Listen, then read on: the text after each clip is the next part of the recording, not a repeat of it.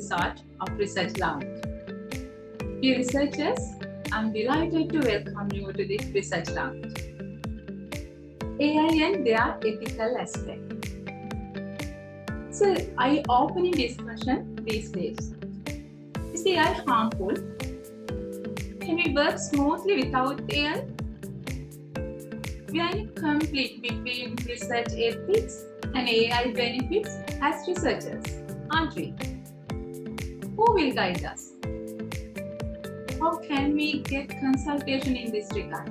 How to avoid these harms and get maximum benefits? Forum is here and share by evaluating different aspects. Let me introduce today's resource person. Dr. Sapumal Ahangama is a senior lecturer at the Department of Computer Science and Engineering, University of Moratuwa. He received his PhD in data science from the National Institute of Singapore. His research interests include machine learning, natural language processing, and data mining. Next, Dr. Thanuja Ambegoda is a senior lecturer at the Department of Computer Science and Engineering, University of Moratuwa. He received his PhD in Computer Science from ETH Zurich. His research interests include machine learning, computer vision, and robotics. Dear sir, Research Lounge is yours. We will discuss how we can progress with AI while being responsible. Okay, thanks for that introduction. So, welcome you everyone to this session, and we will be discussing about how responsible AI, or what is responsible AI, and the implications there, as well as with some examples. I think if you do the discussion with several examples, that would be great. So, just to put things in stage, like to start things with, I'll just explain very briefly what's responsible AI is. Then I'll hand it over to Dr. Thanuja, and then we'll keep on the discussion switching around. So responsible AI, it's like AI, you know how capable it is, like in modern days with new technologies coming like ChatGPT, then vision-based technologies, then natural language-based technologies, various, like in medical sector, in the finance, like there's lots of things that is done with AI. So with those capabilities, there is certain considerations you have to make, whether like what you build, the capabilities that you build, whether they are done for the good of the society and the general public.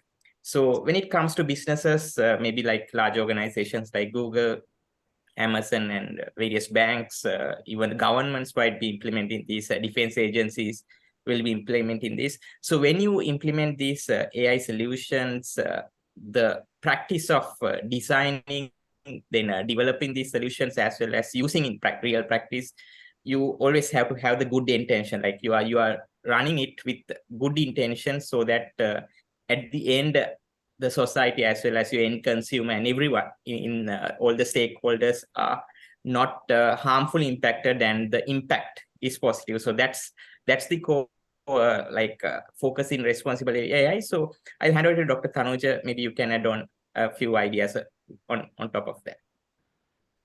Yeah, thank you, Dr. Sapumal. So there are two sides to it. Let's start with the responsibility aspect. I think so any tool can be used for the progress and the benefit of humankind, and it's easy to be used for causing harm. You can take an example as let's say the ballpoint pen, for example, right? You could write important essays, write messages to people, take down notes. Can also be used to write propaganda of very harmful ideas and cause terrorism. Same with computers, right? If you look at the use of computers, it's everywhere.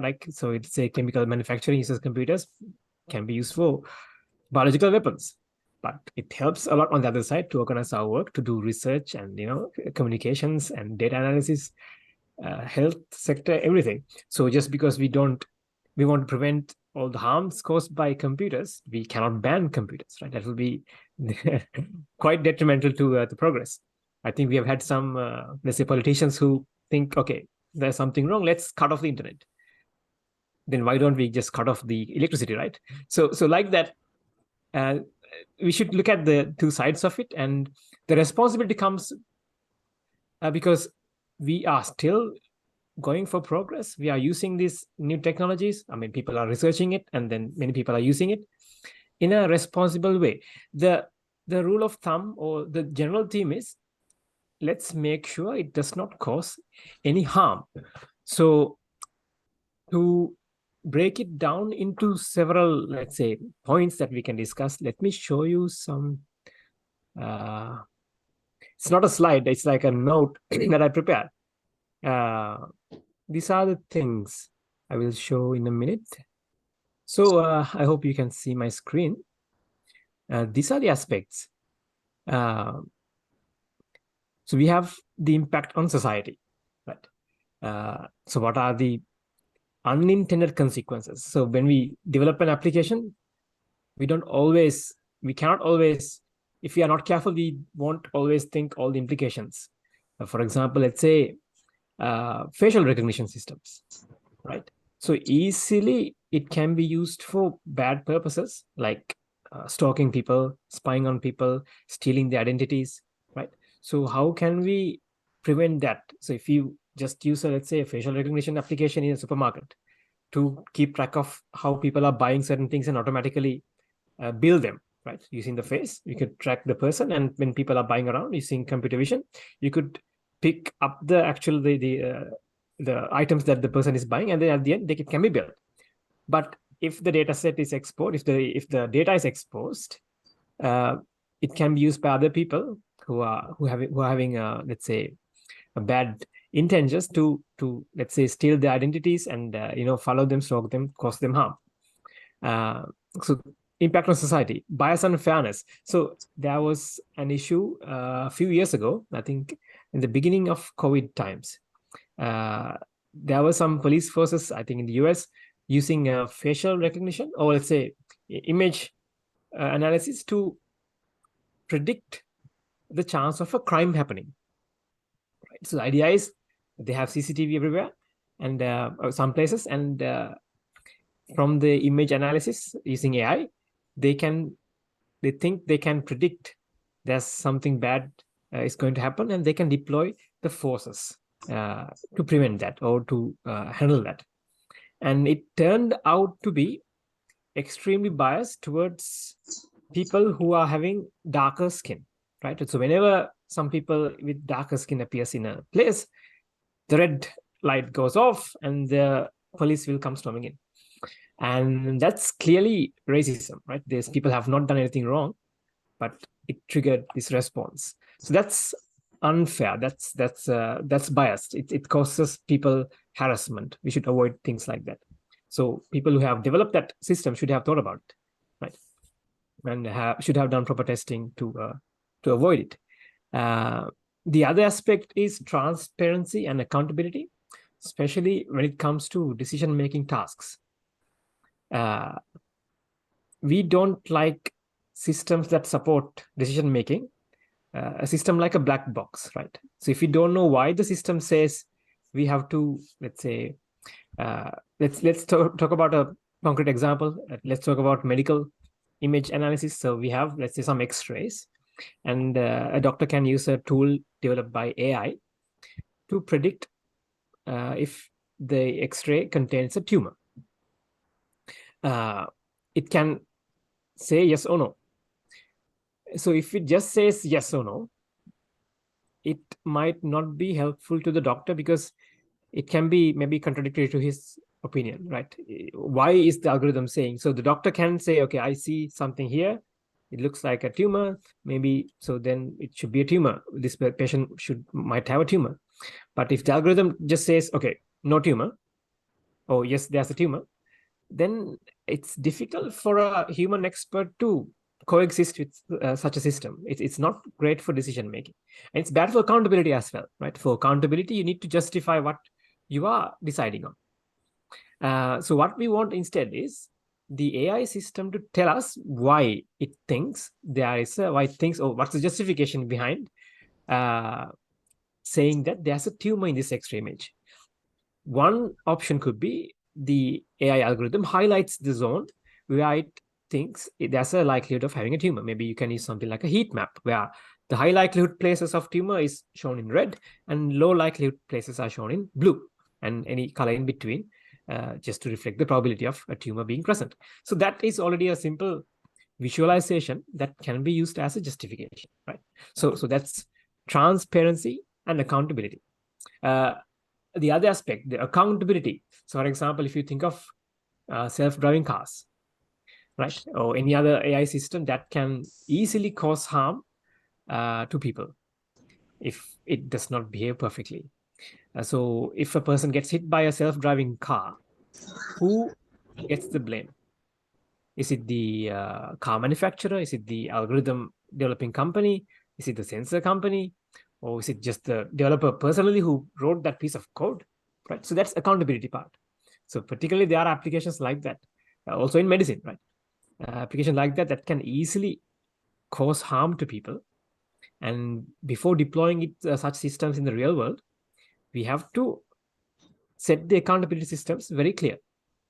That also forces people to act proactively, so that there will be no bad things happening afterwards, right? So if the accountability systems are already there for self-driving cars, for example, they will make sure as much as possible that harm is much less, minimum as possible when things are deployed.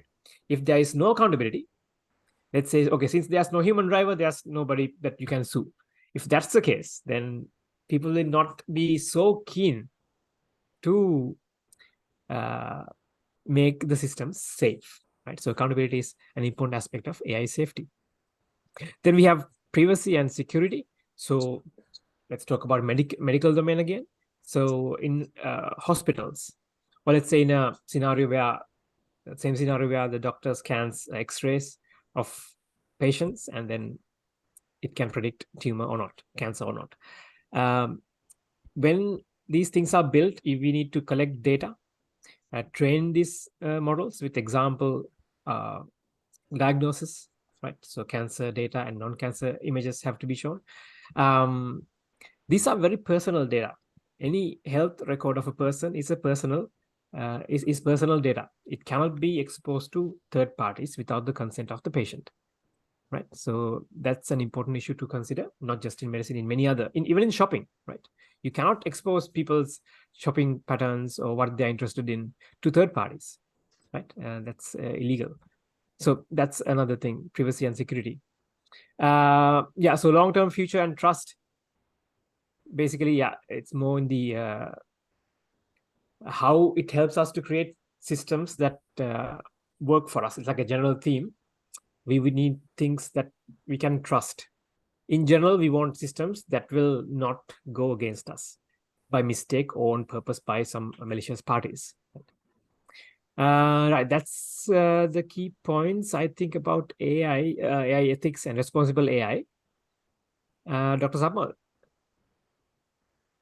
Yeah, thanks, Dr. Thanuja, for that set of topics. So Dr. Thanuja gave a couple of examples regarding this using vision as well as vehicle scenarios. So in the next couple of minutes, we'll take some examples and then we'll discuss. So I'll go through like a couple of examples. Then Dr. Thanuja also can further elaborate on examples on medical side. So I'll just explain with a scenario, like a problem that you are given to implement with AI, how you can be implemented. So my research area is mainly on finance area. So something that we have been working with a US company, it's a well-known bank, is that when you give a credit card to that different customers, you have to assess them, like how creditworthy them are they, and then while they are using this credit card, we have to keep on assessing, like whether this person will pay on time or whether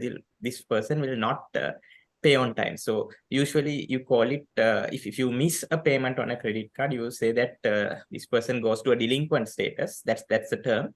And then over time, like if you don't pay for like 1 month, it's DQ1 status, delinquent 1. It goes on like delinquent 6. So after 6 months, you know that you cannot be recovered. And you are called charged off. That means your account is written off. So it's a loss for the bank, because all the things that have been purchased by this person, the loss has to be covered. So generally, lots of fintech firms, there's lots of AI capabilities. They develop these pieces of AI code where you can predict in 6 months' time whether this person will be delinquent or whether this person will be charged off. So this is some research that's going on. So for that, you can lots of types of data. So for example, if you are developing a model, you can use the transaction data. So what sort of transactions does this person do? Like what are, like, because you are using the credit card, you can get details whether this person is spending on hotels, this person is spending on fuel, servicing vehicles, whether you are buying from supermarkets, whether you are going to hospitals, whether you are going for pharmacies. All that transaction details are now available with the bank.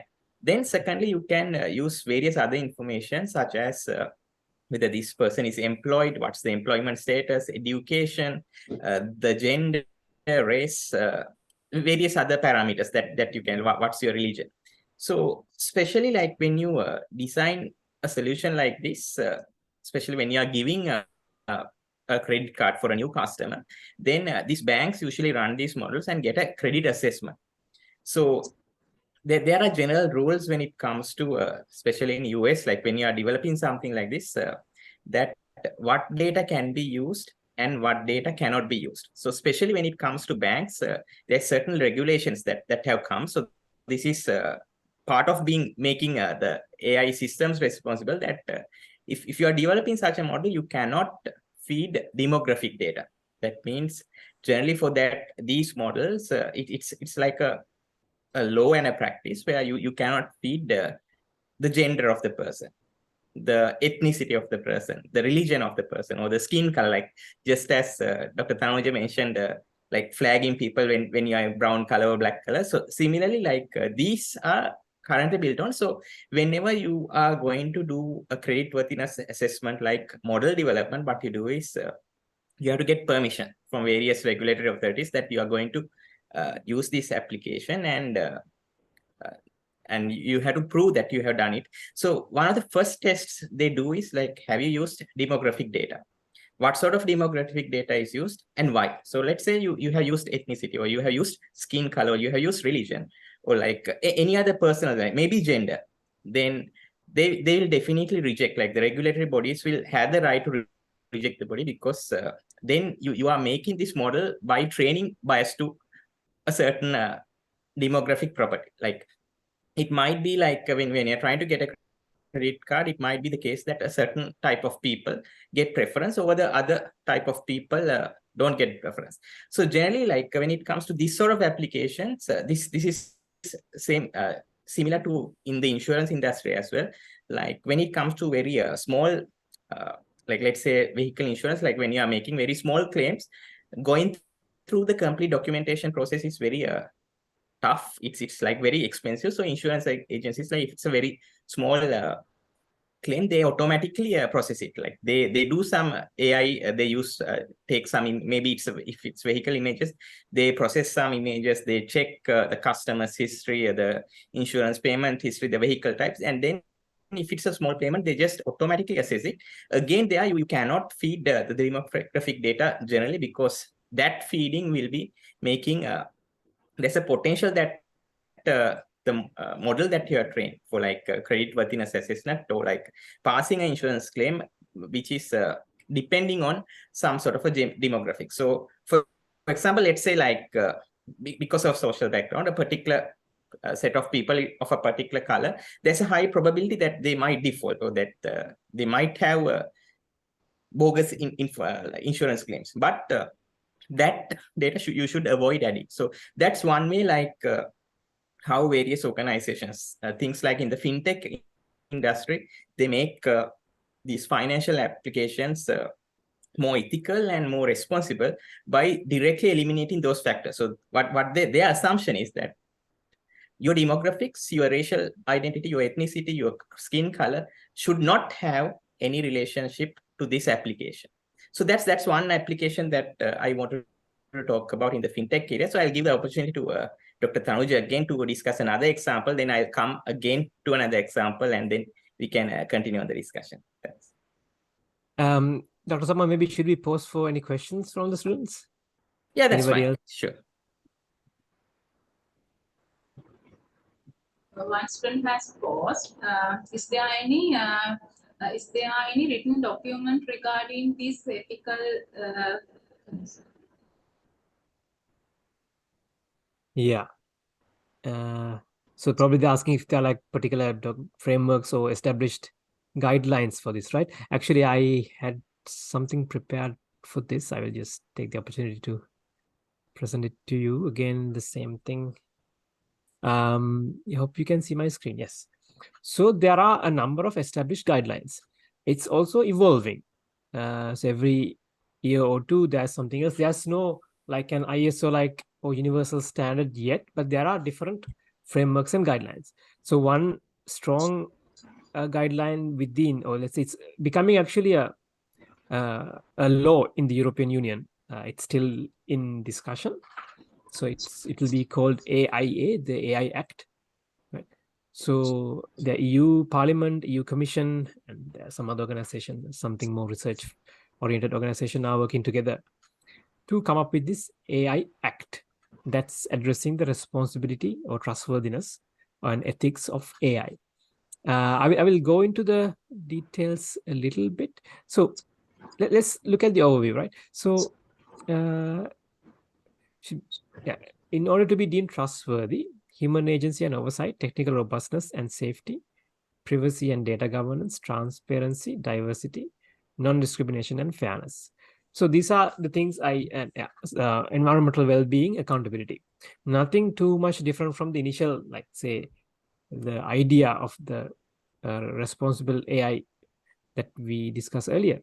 So we have this OECD principles as Organization for Economic Cooperation and Development. As Google has also produced that these are our guidelines. So when there's no fully agreed universal framework, people tend to present their own framework and say, okay, this is what we are working with in our company. So Google did it, Microsoft did it, probably other companies also. OpenAI has something similar. Then we have this more, this is from like a more research organization. So Montreal Declaration of Responsible AI. Look at the guidelines. So this declaration has 7 principles that focus on well-being, autonomy, justice, privacy, knowledge, democracy, and responsibility. So let's look at some of those.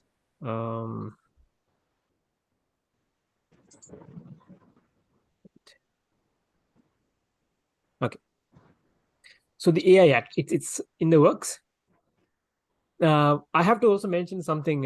So recently, when ChatGPT made waves, there were certain parties, not necessarily researchers, some businessmen, business tycoons, politicians, and a minority of researchers, calling for a ban, like a freeze of AI research for 6 months until all these legal frameworks are ready. But most people who are researching the topic were against it, mainly because it's arbitrarily hindering progress, right? So while things are improving, we still have time to establish these rules and regulations, not in a way that it inhibits progress, but mainly focusing on creating systems that are trustworthy and responsible.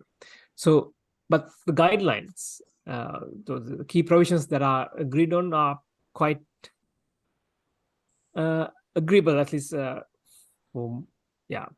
so I find it agreeable. So risk-based framework for the regulation of AI systems. So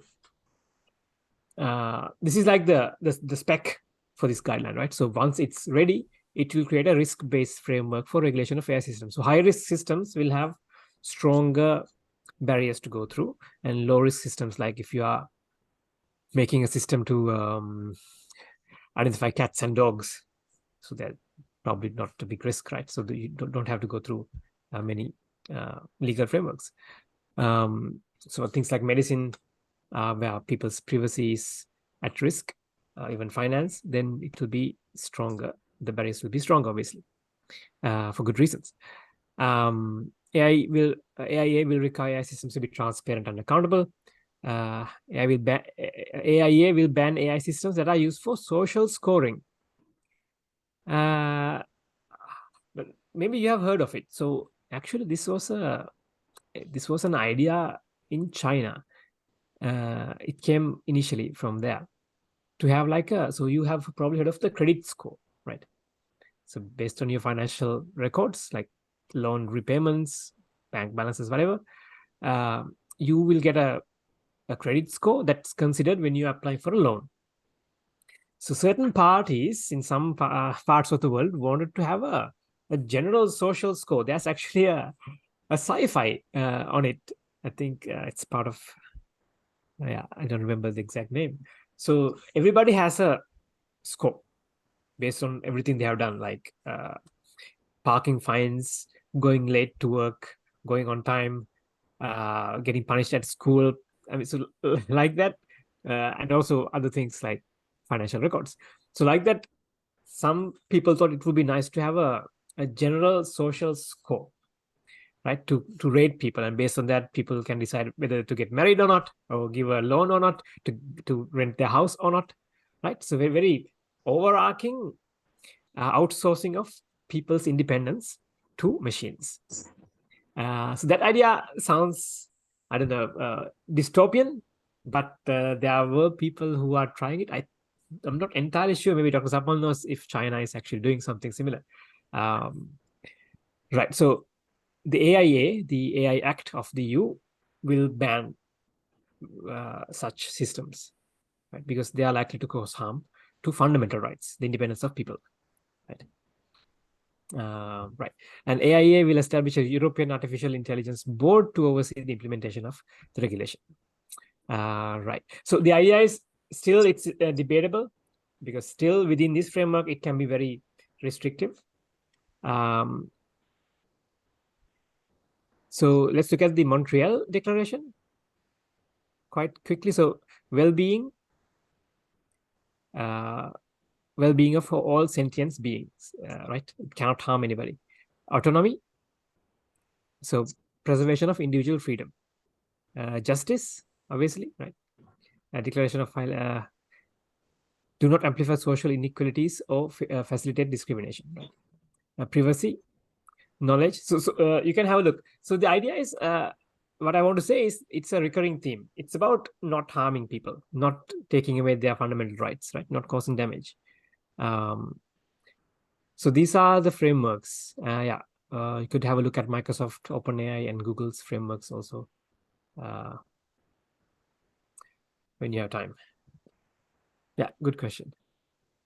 Oh, Dr. Sapumal, do you know about this scoring system in China, or is it implemented? Or No, I'm not that knowledgeable whether it's operational or not, but usually like lots of governments, they do have certain SEC mechanisms, even democracies, which is happening behind the scene.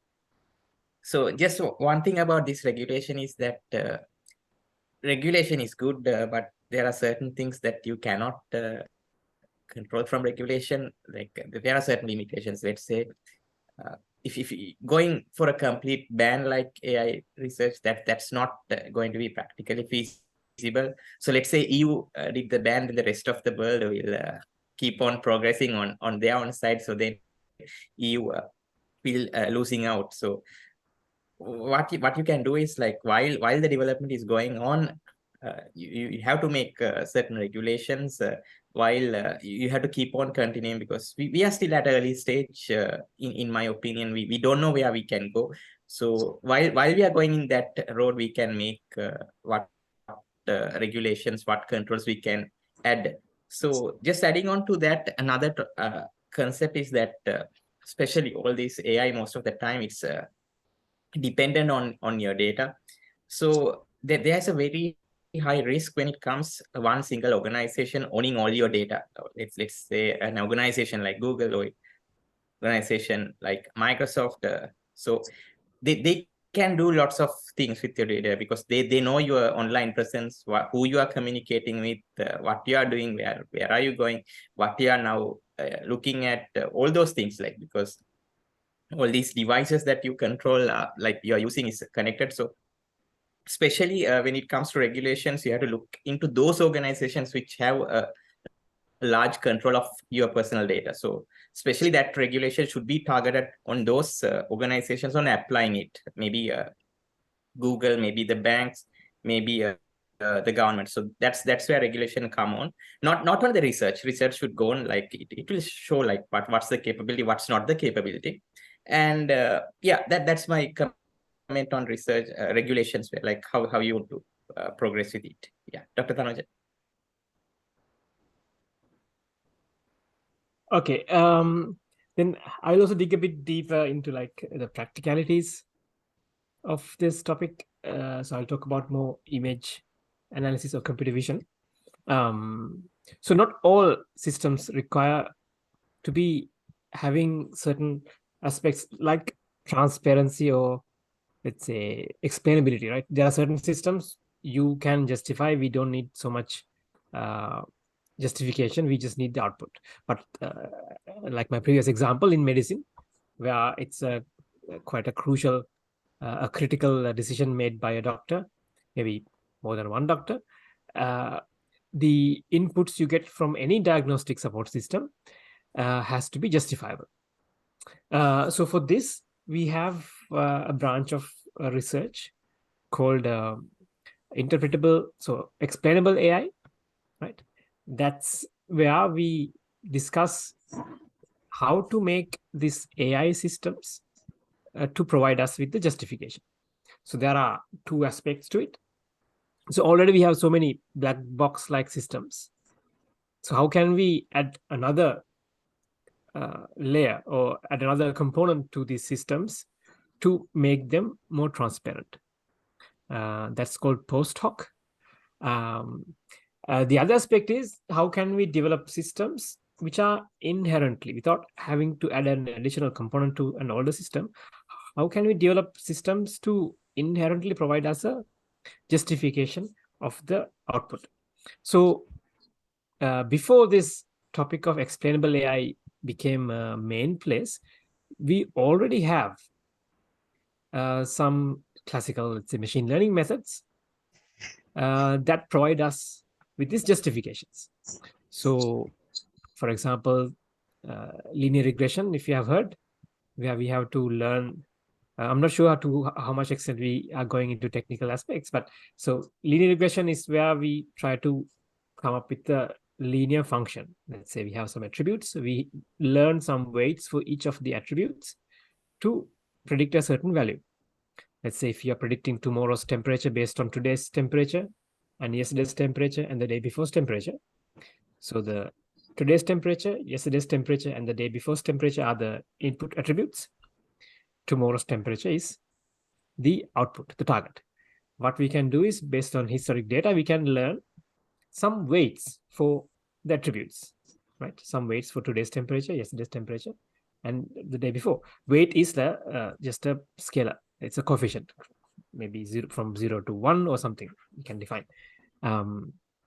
So if you look at it in a way, so when you learn the parameters or the weights of this linear regression that to be used to predict tomorrow's weather, we have these coefficients that tell us to what extent today's temperature contributes to tomorrow's temperature, to what extent yesterday's temperature affects tomorrow's temperature, right? So that's inherently explainable. Similarly, random forests, or let's say first decision trees have that property. You can look at how certain parameters contribute to the end result. The same with this random forest. So when you train a random forest, there's a parameter called feature importance that tells us how important the features are to make the end prediction. And for general systems which are black boxes, there are methods such as LIME and SHAP. I think I might have a small write-up on this. Let me check. Yeah, I don't really have a slide. Yeah, so a local interpretable model agnostic explanation, right? Local interpretable model agnostic explanation. That's actually, we are trying to build a surrogate system.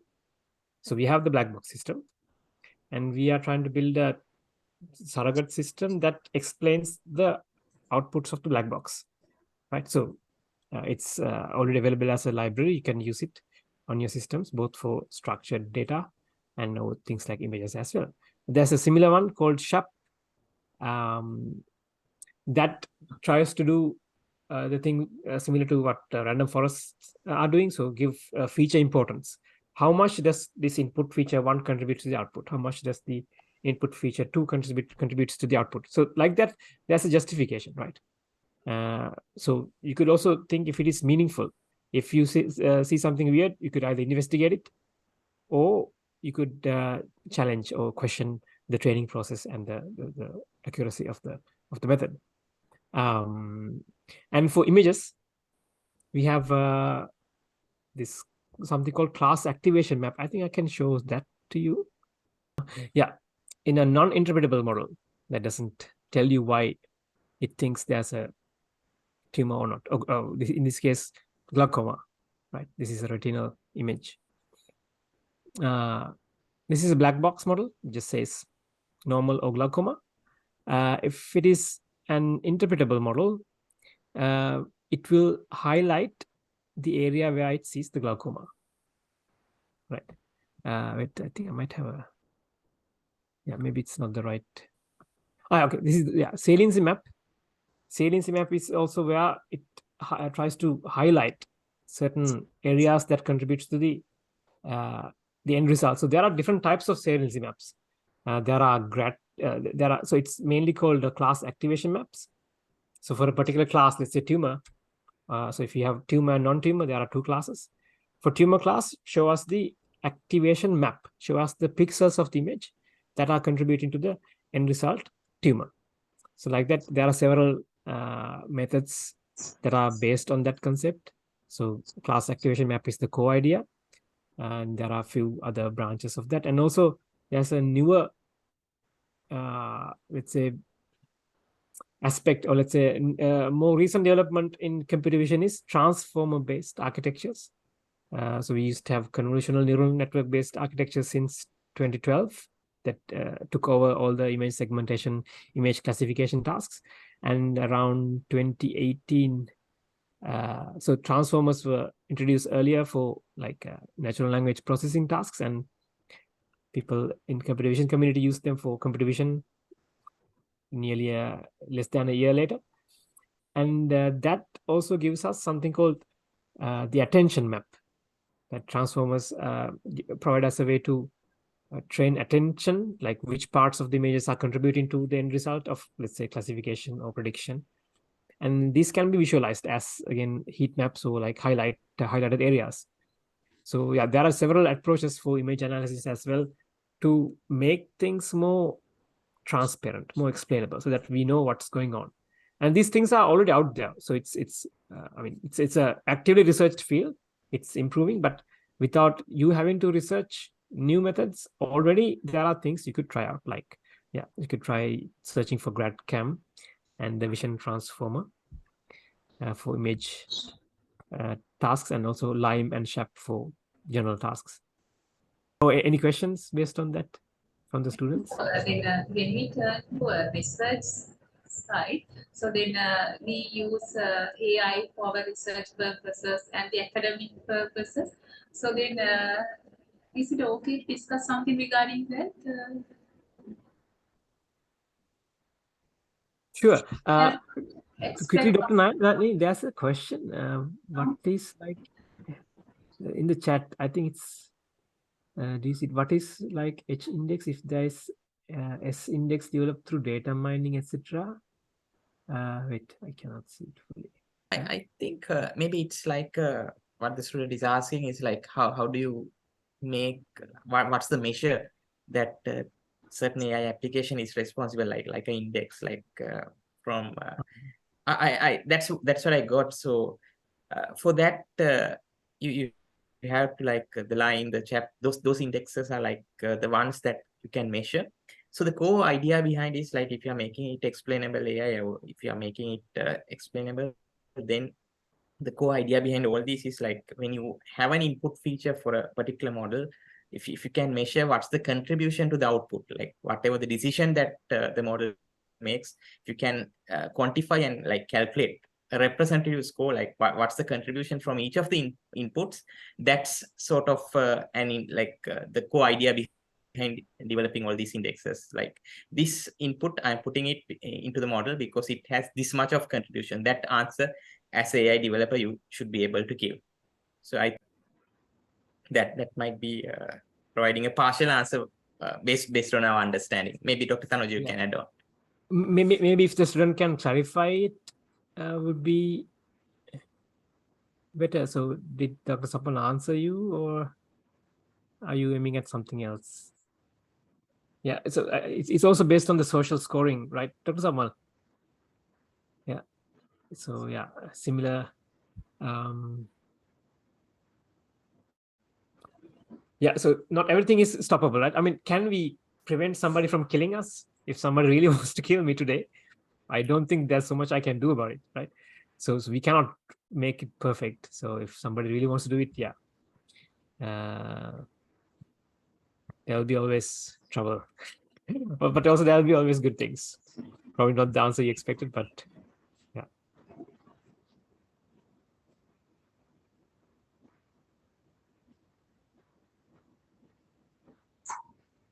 Okay, Dr. Naini asked a question, I think very interesting one, regarding use of AI in research. So I think definitely people should use these AI tools for their research in a way that does not undermine the quality of the work. So for example, if you cannot, I have tried both the ChatGPT and BART to do certain tasks. Factually, they might not provide you with accurate answers all the time. Sometimes the answers are very good. Sometimes they hallucinate answers. So once I had a student, so when I asked, how did you come up with this proposed method, he said, using ChatGPT. So that's not a good answer, right? So when we write a research proposal, we have already a very good framework for that, right? We have, we should provide references. We do a literature survey and provide citations. Citations are, published papers that are peer-reviewed papers, right? So these are established knowledge. So you should cite that established knowledge. Whatever ChatGPT gives you is not established knowledge. You could not write in the references saying ChatGPT. So I think already the frameworks we have, like these anti-plagiarism guidelines, and the references, the literature survey citations, all these things are quite strong to prevent any malpractices. But definitely I fully support and encourage people to use these tools. It can make you efficient, but does not replace the hard work. So I have seen this.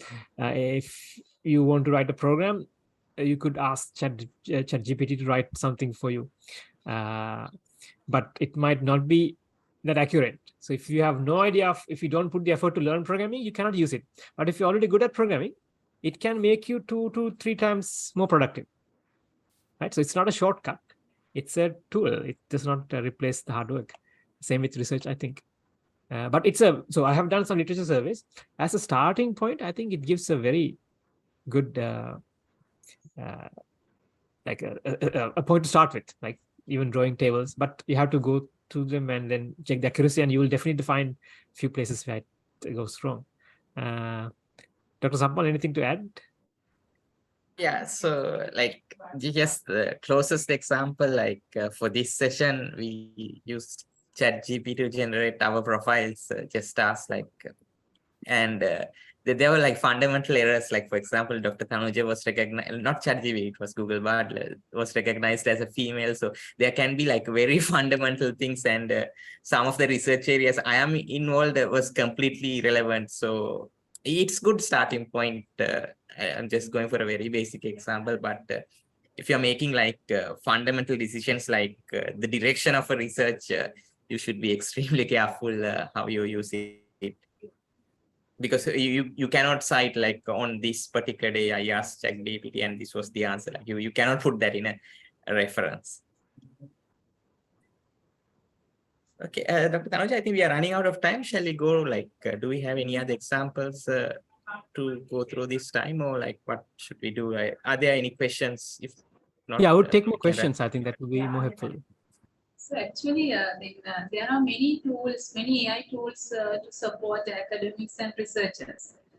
So then the student asks from us, can they use those AI tools for their academic or research activities? Then what would be the answer of you? Yeah, I think they should use it. Definitely use it, I think, but not in a bad way. They should not misuse it.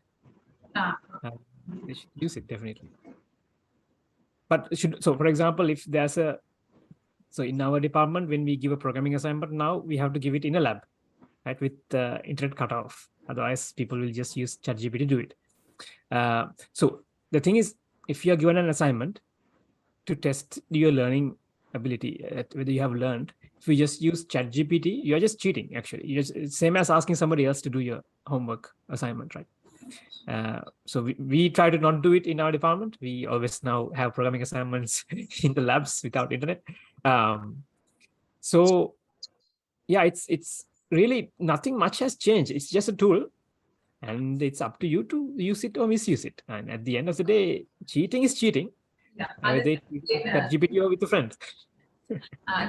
In Sri Lankan context, so then we have some unique matters issues when we consider the other countries. So is there any guideline actually for to apply when we do this kind of things? I mean, some ethical matters regarding. Dr. Sapumal, do you have anything on that? I think it's fairly new. Like even the other countries are like seeing this revolution very early. So currently, as Sri Lanka, we are working on the Data Protection Act. Those things are gradually coming up. These are based on various country regulations of other countries. So far, I think there's not specific for AI, but there will be like the general jurisdiction will be there, like legal framework. Then on top of that, there are various cybersecurity laws coming up. Then on top of that, there's these data protection acts coming up, privacy laws. So those will be the directly applicable laws at right now. And then over time, AI related, like those legal development will take. But as any country, it will take some time. Like you have to understand the context, and when you are writing laws, it's not or regulations, it has to cover as much as possible, and it has to be very clear so that any law enforcement agencies can interpret it. So that's a very time consuming process. So over time we'll get there. So gradually now we are moving in directions with data protection acts, privacy laws, cybersecurity laws coming in the timeline. Thank you. In the interest, like just to wrap things up, I'll ask a question from the audience. So this is some project that I was partially involved as well. So everyone, all of us, we have a mobile phone. So when we are having a mobile phone using various, it's connected to the telecommunication towers, and if you have signals from 3 towers, we can pinpoint you. So the mobile phone companies sell the phone just for you to use it as a communication device. But if that information is used by the telecommunication company to predict your house location, because after 7 p.m. maybe till next day 6 a.m. your phone location, it's generally idle, it's within the house, so they can predict exactly you are living. And on the daytime, they can use it to predict where you are working, and then maybe where you are studying. And then they also can use this data to predict where you are going for leisure, all that. So what do you think? Like you buy the mobile phone, but you don't sign up for these services. But if the mobile phone company uses this data to derive this additional information through AI, because it's not very complex to do it. What do you think? Will you like it or will you not like it? So just a thing to the audience. Will it be responsible AI, like telecommunication organizations doing that without your consent or knowledge? Dr. Thanuja, you can answer the question whether you like it or not. Most definitely not. So the funny thing is there's sometimes a convenience. So I used to be extremely against data sharing, but some places I gave up that for, I was trading off convenience to this privacy. I don't remember exactly where. Could be maybe Google location history. So after a few trips I made, I was wondering, okay, maybe it would be nice to see my history I have been. And then I of course I had disabled it because I don't want Google to track me, but then I enabled it. Now after a few years, even I can, like, be nostalgic about my trips and made in various places, and it gives me reminders, so it's nice. But yeah, it's at the cost, so you never know what the data is used for. So you have to yeah, it's not always saying no to everything, but have to be very careful of what you are sharing, and be aware of how it can come to backfire, bite you. What did you do, Dr. Sapumal? Do you like it, or do you allow it? So this application goes very deep, like especially like if you go to countries which has lots of shopping malls, maybe it's Dubai or maybe it's Singapore. So in those countries, you can have these. I'm talking not about Google. I'm just going back to the telecom side. Like Google is having like the most accurate information, because the GPS locations, it can pinpoint you. So this is a derived one. So for example, in malls, you have these indoor telecom devices connected, especially inside buildings. So there you can keep on tracking even within the mall where you are going, which stores you are stopping at. So this telecom company, like who has lots of indoor connectivity devices, like for malls like, such as One Golf Place, like if you are starting a store in a particular location, they know everyone who is going in front of the store. So they can like give you the information about the foot traffic. So these telecommunication companies are there where they sell that foot traffic information, where they can say like in this showing you like the foot traffic, 20% people are female of this age group. So 30% of them are male of this age group. So if you're like targeting teenage beauty, like a clothing store for females, then you can check the foot traffic. If there's higher foot traffic, the success in the store is also. This telecom company like will be selling that information, but again, when questioned, like when they presented the solution, when questioned, they asked like, whether can you know the exact person? So, then they said no, that information will not be given. Just the statistics, like the demographic statistics, will be shared so that you can start your business with better targeting. So it depends. Like there's lots of applications. Even I agree with Dr. Thanuja. Like some even I have enabled Google locations, because at the end of the month it gives a summary like how much I have worked, how much I have commuted, how much time I spent on traffic. All that statistics are given, because I can improve next month with that statistics. So I have enabled it, but it's again at a cost. So I keep faith that Google will be using my data in a responsible manner. One of our students has posed another question. Can we use AI to create better video?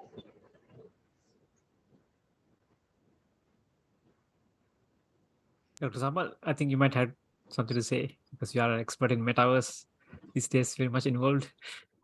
So regarding metaverse, we are augmented reality, extended reality. Those are like just part of the metaverse, but it's not the metaverse. It's just a part. Like the actual metaverse will be like something where you will have much more immersive experience, where like you can get the same feeling I have at my office.